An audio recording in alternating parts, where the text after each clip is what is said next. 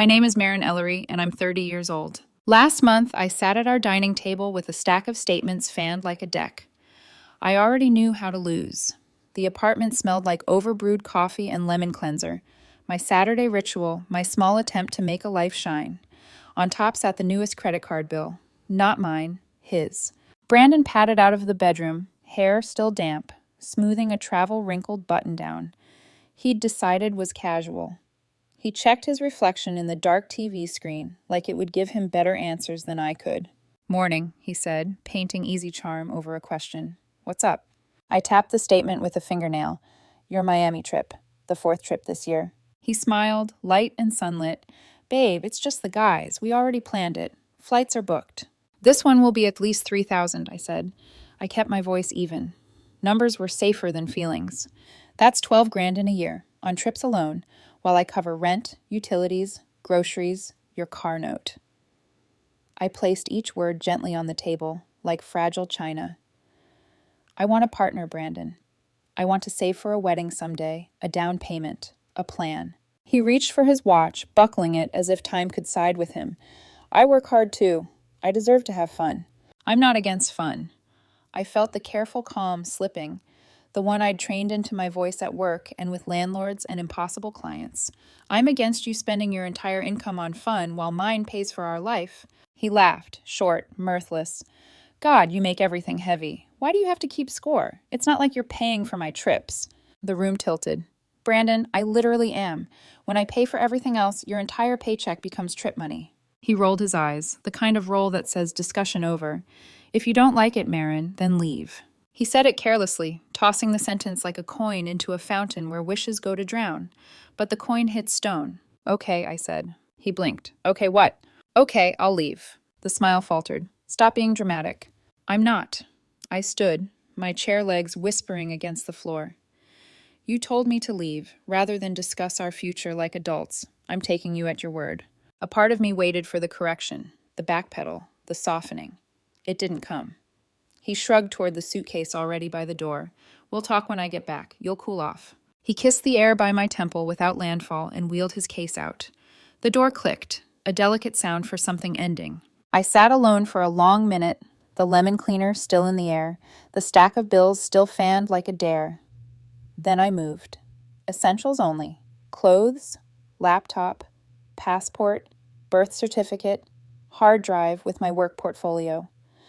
I pulled the lease and insurance from the file box, checked the names. Mine, mine, mine. In the closet, a sliver of neon paper flashed from an envelope with a Vegas hotel logo. I shouldn't have opened it. I did. Inside, receipts, bottle service, a private table. Predictable for a guy's trip. But then, Aria Boutique, silk dress, size small. Juniper and gold, a delicate chain bracelet. Laurel Atelier tailoring, women's hem. I pressed my thumb over the totals, took photos, breathed. His guy's trip had a woman's silhouette stitched into it. A name floated up, uninvited. Paige. The ex he swore was ancient history, the one who just happens to be in our friend group. The one who always seemed to know his plans, who messaged him, "Proud of you," from spa lounges and rooftop pools. I tucked the receipts back and closed the envelope with a calm I didn't feel. I wasn't going to fight in a closet. By midnight, I'd loaded my hatchback with my life in 3 trips and drove across town to my sister's place. Callie, 5 years older and encyclopedically practical, opened the door in a robe and an expression that said I'd better start with the short version. "He told me to leave," I said. She blinked once, then stepped aside. "Then welcome home." I cried in the shower where the water could take some of it.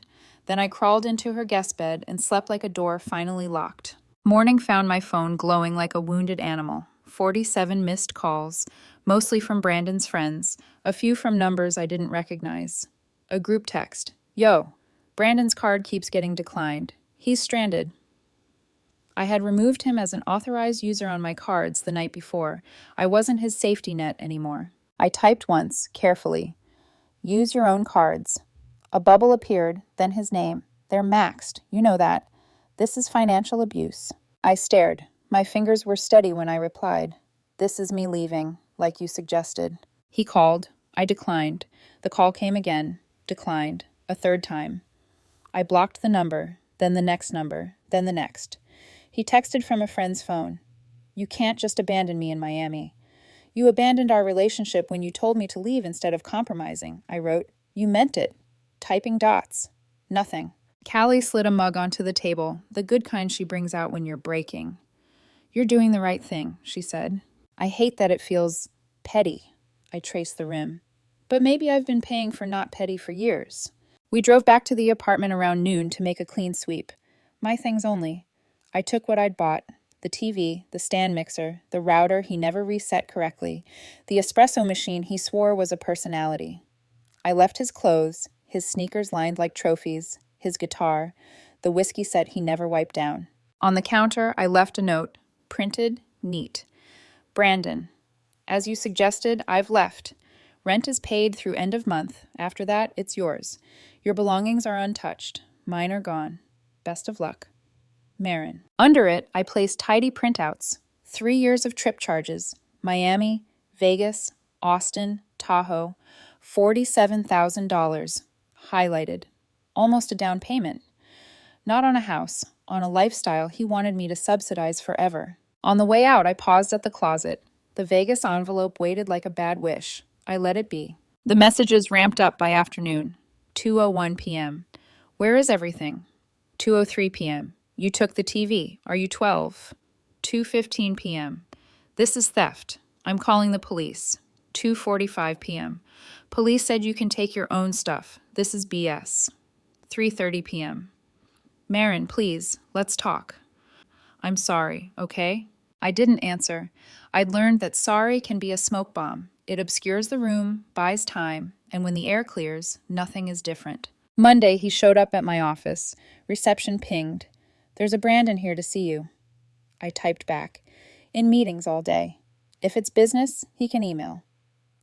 I stood at the window while security walked him out, watched his mouth shape a word I couldn't hear but had learned not to trust. By Wednesday, mutual friends had begun their favorite sport, mediating facts they didn't know. He says you stranded him. He says you changed the locks. He says you're overreacting. I copied and pasted the one sentence that mattered. He told me to leave if I didn't like his lifestyle. I left. Callie found me that night at her kitchen counter, resorting my paperwork like I could alphabetize a heart. You're waiting for a different ending, she said softly. I'm waiting for an honest beginning, I said. And I think I just wrote it. That's when a notification flared across the top of my screen. An Instagram story, tagged with Brandon's handle. A hotel dinner table, 2 wine glasses. The caption read, Sometimes the best things come from the worst situations. Hearts. The account name pinged something in my memory. Paige. I didn't click. Not then. I didn't need a video to show me what the receipts had already told me in black ink and precise tax lines. His guy's trips came with a second place setting. I closed the laptop. Tomorrow would bring whatever it wanted. Angry texts, soft apologies, the slow unraveling of things we'd both pretended not to see. For tonight, in the quiet of my sister's spare room, I let the truth be simple. He'd said, leave. So I did. The next weekend should have been quiet. Instead, my phone was a switchboard of alarms. Brandon was in Miami, trying to play high roller with a wallet stitched out of my sacrifices. The first sign came Saturday morning. A stream of texts from numbers I didn't know. Yo, Marin, Brandon's card just got declined at brunch. Can you fix this? Hey, his hotel deposit bounced. This is embarrassing. Girl, you're ruining the trip. Why would you do this? I read them all with the calm of someone holding a match above a soaked log. You'll burn out before I do. He finally texted me directly. Brandon, this is financial abuse. Me. No, this is me leaving, like you told me to. He tried to call. I declined. He tried again. Declined. By the 4th attempt, I blocked his number. The silence was brutal in its mercy. Monday morning, I drove back to the apartment early. Callie came along, arms crossed, standing guard like a lawyer who bills in warnings instead of hours. The place smelled stale, like cologne and takeout left too long. His sneakers sat neatly by the door, as if waiting for an owner who'd never grown into them. I moved through with surgical precision. The TV, the gaming console, the espresso machine, the shower head I'd installed myself. Each one lifted and boxed, each one a reminder. I paid for this. I built this life. His things I left untouched. The guitars, the whiskey glasses, the lazy sprawl of his wardrobe. On the counter, I placed a note. Brandon, as you suggested, I've left. Rent is paid through end of the month. After that, it's yours. Your belongings are untouched. Mine are gone. Best of luck. Marianne. Beside it, I left something sharper. 3 years of credit card statements highlighted in furious neon. $47,000 spent on trips. Almost a down payment. Not on a house, on a mirage. Callie hovered by the door. You sure about leaving the receipts? Yes, I said. I want him to see the cost, not in numbers. He's blind to numbers. In losses. We locked up. By 2 p.m., my phone lit again. 2:01 p.m. Where is everything? 2:03 p.m. You took the TV. Are you 12? 2:15 p.m. This is theft. I'm calling the police. 2:45 p.m. Police said you can take your own stuff. This is BS. 3:30 p.m. Marin, please, let's talk. 4:00 p.m. I'm sorry, okay? I didn't answer. I'd learned sorry was an air freshener. Covers the stench for a moment, but the rot remains. Tuesday morning, my receptionist buzzed me. There's a Brandon here to see you. I stared at my screen, my inbox already a battlefield. Tell him I'm in meetings all day. If it's business, he can email me. I stood at the window, blinds tilted, watching as security escorted him out. His mouth moved like a bad dub, words I couldn't hear, promises I'd already declined. By Wednesday, the mediator chorus began. Mutual friends slid into my DMs. Brandon says you stranded him. Did you really change the locks? Don't you think this is extreme? I copied and pasted the only truth that mattered. He told me to leave if I didn't like his lifestyle. I left. Some pushed back, some nodded. None of it mattered. That night, I tried to distract myself with Callie's cooking show reruns, but a notification cut through the laughter track. An Instagram story, tagged with Brandon's handle. 2 wine glasses, candlelight. Caption, sometimes the best things come from the worst situations. Hearts. The account name in the corner, Paige. The ex-girlfriend who was supposedly just a friend. I didn't click, not yet. But my stomach already knew what the receipts had whispered from that Vegas envelope. The Miami trip wasn't just about the guys. It was about her. The first crack was that Instagram story. The 2 glasses, the candlelight, Paige's coy caption. I didn't need the volume to hear the lie. Brandon swore Paige was just history, that they'd stayed friends out of some mutual nostalgia, but history doesn't buy tailored dresses from Vegas boutiques. History doesn't toast under candlelight while your girlfriend is blocking your calls. By Friday, his damage control had shifted online. Brandon posted a long status about toxic women who can't handle independent men. His friends hyped him up in the comments. But the internet has a memory. Independent? Didn't Marin pay your rent? One comment asked. Weren't you just on your 4th vacation this year? Another chimed. Thought that was her apartment lease, not yours. Within an hour, the post was gone. The comments had cut deeper than he expected. The receipts in my folder felt heavier each day, like proof that wanted to be used. Still, I stayed quiet. I wanted him to reveal himself. And he did. A mutual friend, Daria, called me one evening, her voice trembling with the thrill of gossip she didn't want to be the one to carry. Marin, I just saw Brandon at the spa with Paige. Just friends? I asked, dry. Not the way he was holding her hand. She hesitated. They were making out in the lobby. The Vegas boutique dress, the bracelet, the tailoring, all snapped together like a puzzle I'd been trying not to finish. But betrayal wasn't content to stay in the realm of romance. It had to bleed into everything. That Monday, my HR department emailed me. Marin, someone attempted to change the beneficiary information on your 401k. We flagged it as suspicious. The request had Brandon's email address attached. I sat there, numb. He hadn't just drained joy from our relationship. He was now reaching for my future, my security. I replied firmly, no one but me should have access to that information. Document everything. I printed the email, added it to the folder. A week later, my landlord called. Ms. Ellery, we've had multiple noise complaints from your unit. Broken bottles in the hallway. Are you aware? I gripped the phone. I haven't lived there in weeks. Brandon, my ex, must be throwing parties. He's not on the lease. You are. If this continues, you'll both be liable. I drove over with Callie at my side. The apartment was chaos. Wine stains on the carpet, cigarette burns on the counters, furniture shoved against the wall. A new beginnings party, hashtagged all over Brandon's social media. I took photos of everything, then sent him one message. You have 48 hours to vacate. You violated the lease with your party. This is your formal notice. His reply was instantaneous, all caps fury.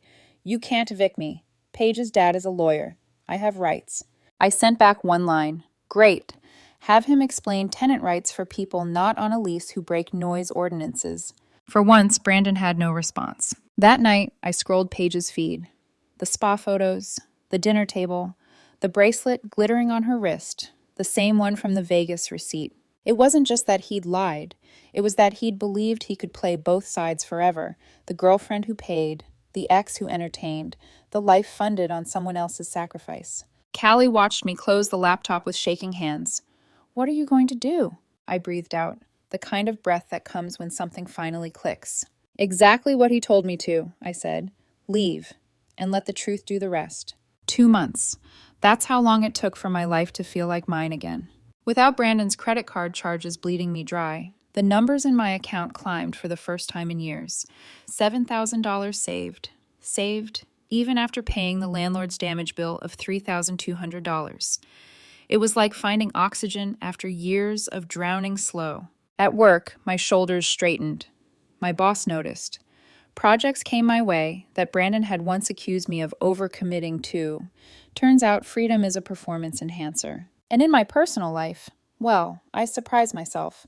There was a man in my cycling group, Ethan, who insisted on splitting every coffee bill, who said partnership like it meant a two-hands building, not one carrying. It wasn't love at first sight, but it was respect at first rhythm, refreshing, honest. Brandon, meanwhile, was unraveling. Paige wasn't his salvation. She had a fiancé, a real one, a man who discovered the affair after someone tagged Paige in a couple's spa photo with Brandon. The fallout was swift. Paige's fiancé walked out. Paige ghosted Brandon. The guys' trip circle collapsed too. They weren't so eager to bankroll a party boy once they realized his wallet had been my sacrifice all along. Without me funding his lifestyle, the vacations stopped. The invitations dried up. He tried to spin it online, another post about finding himself, but even his friends started to pull back, tired of playing audience to a man who thought victimhood was currency. The legal side played out quietly. The landlord billed me, and I sued Brandon in small claims with the folder I'd built like armor, receipts, photos, texts. The judge barely needed half an hour. Brandon owed me the damages. He makes $50 payments now. Every month, another reminder. Debt doesn't just vanish because you decide you're done with it. The ring? I mailed it back. Not in a velvet box, not with a flourish. Just certified mail, insured. Sell it, melt it, pretend it means something. It was never going to build a marriage. The twist came in the grocery store. I was scanning fruit when I heard my name. His mother, Mrs. Cole, approached, a cart half full of casseroles and frozen pies. "Marin," she said softly, "how are you?" "I'm well," I answered carefully. Her eyes were tired, rimmed with shame. "I'm sorry. We spoiled him. He's learning the hard way." I nodded. "We all have to grow up eventually." She touched my arm. "He talks about you, you know. Says you didn't know what you had." I looked her in the eye. He knew. He just thought I'd never leave. She exhaled, as if I'd spoken something she couldn't. "That sounds about right. Take care of yourself, Marin." I walked away lighter, as if the final thread had been cut. That night, I checked my bank app again. The numbers were climbing, steady, unremarkable to anyone else, but to me, miraculous. And I thought about Brandon's careless words, tossed out like a coin he never thought I'd spend. If you don't like it, then leave. The best advice he ever gave me. Because leaving didn't just save me, it set me free.